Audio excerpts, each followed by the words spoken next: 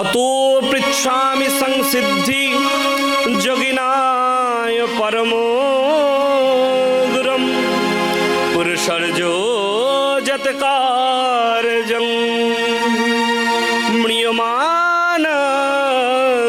सर्वदा। আপনি বলুন না, আসন্ন মৃত্যুর সময় জীবের কি করণীয়? একবারের জন্য বলে নাই 7 দিন অন্তরে আমার মৃত্যু হবে, আমি কি করব? তিনি কি বললেন? আসন্ন মৃত্যুর সময়ে জীবের কি করণীয় বলুন না। বলছে এই কথা শুনতে গেলে গুরুর প্রয়োজন। রাজা পরীক্ষিত সঙ্গে সঙ্গে সুখদেব গোস্বামী পা থেকে গুরু বলে বরণ করে নিলেন।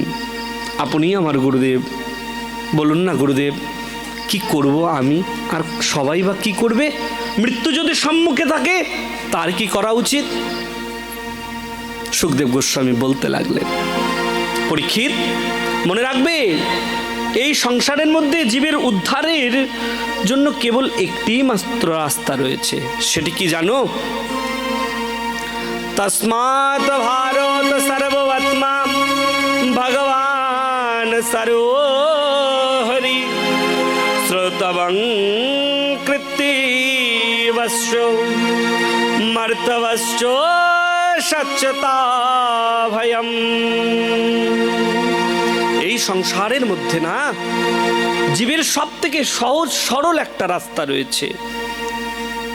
আর এই রাস্তাটা কে তৈরি করেছে জানো?